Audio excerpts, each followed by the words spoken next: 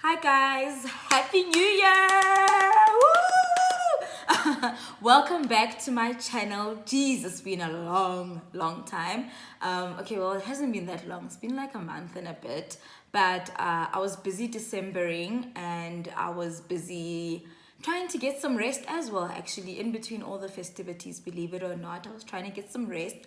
And I just hope that you guys also got some rest and also enjoyed your holiday and that you're back at it to push because this is 2020 and the only way we're going to get what we want is by pushing and by working hard and by working smart and by actually making sure that everything we've put on our vision boards or we've diarized, journaled, comes into existence, like it materializes. Speak it into existence, but work your butt off to achieve it.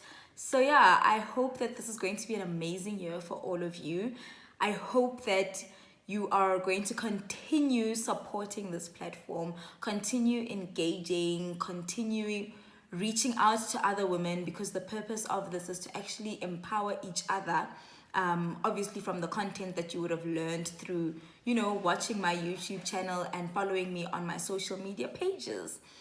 Anyway, I want to keep this episode short because it's still January and I'm trying to just get my bearings.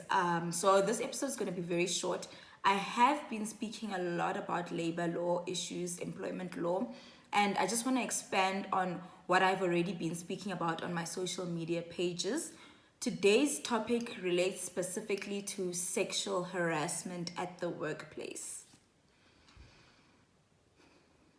Now, this topic is extremely important, but it's also extremely sensitive because I do understand that most of the time, like with any other maybe domestic violence case, women have this embarrassment that certain things have happened to them and they find themselves in a position where they can't report, especially cases relating to sexual harassment, because this is the job that pays the bills, literally. And reporting your senior or a colleague, usually a senior actually, for a case of sexual harassment could land you up fired. And being fired is just another story altogether, or being worked out of the system, which is, a form of constructive dismissal. But anyway, most of the time, I think that women aren't even aware that certain conduct amounts to sexual harassment.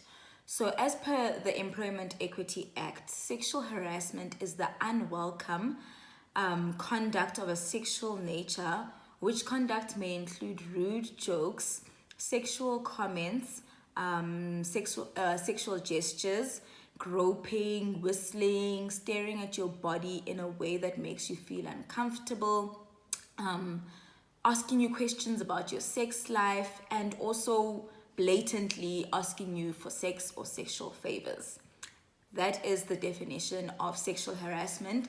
From what I've said, you guys may have picked up on a few things that makes you think back to a time in your employment where someone was looking at you, staring you up and down in a way that made you feel uncomfortable, or someone was whistling as you walked past the corridor, or even made a dumb comment like, "Ooh, I love how that dress holds your body," or "I love how, your assets look in those pants."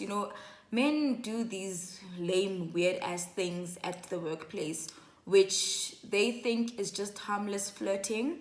But if it's unwelcome and you really feel uncomfortable about it, then it is a form of sexual harassment, and it creates a barrier, to equality in the workplace.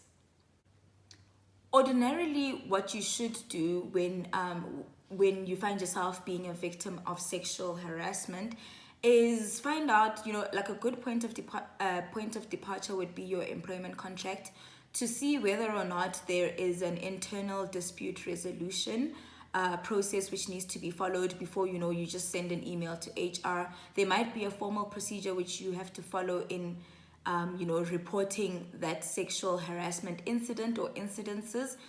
I generally advise women to sort of journal or keep a record of each incident that has taken place, just so that when you get to the point where you're reporting this to HR and your seniors, you are able to actually say, on the 7th of January this and that happened, and then I came back to work 2 weeks later and this happened, and in February during Valentine's week he finally, or my colleague finally, leaned into me trying to kiss me, whatever the case may be.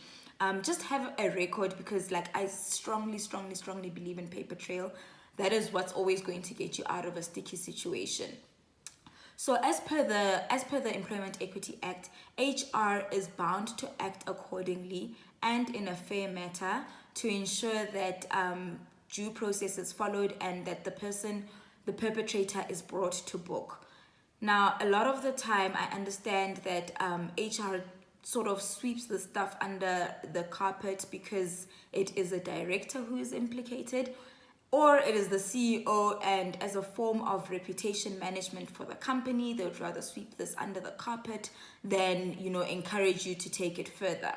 When this happens, my advice is you need to go to the CCMA for conciliation and find out if you can receive, a better award at the CCMA level, especially if you are in a position where you're scared that you might lose your job, or the senior director / CEO won't be fired. You can go to the CCMA for a better outcome from what HR would have given you.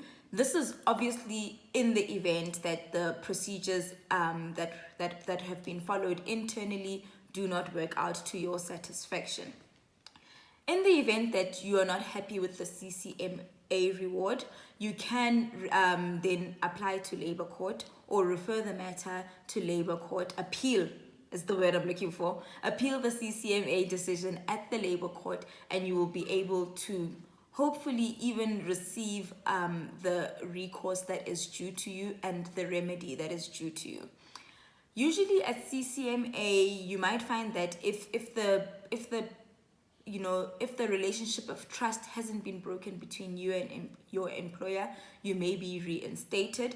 Alternatively, if the sexual harassment was so bad to a point where you have to leave your job, then you will be compensated at CCMA level. But like I said, if the reward is not satisfactory, you can always appeal the matter at Labour Court.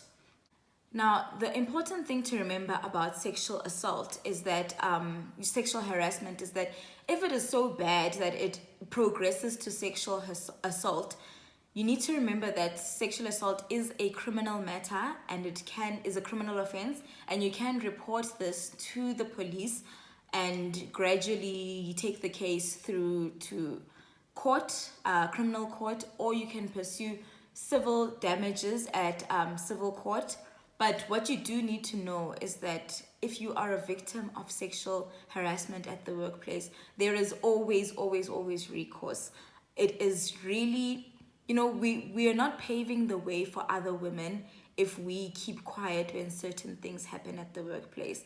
And as women, I really believe that we already have so many barriers when it comes to equality outside of the workplace, inside of the workplace, in our societies basically. And if we do not do anything about issues pertaining to sexual harassment or sexual assault, we are really not liberating the young women who look up to us or who need to literally take on our jobs in the future.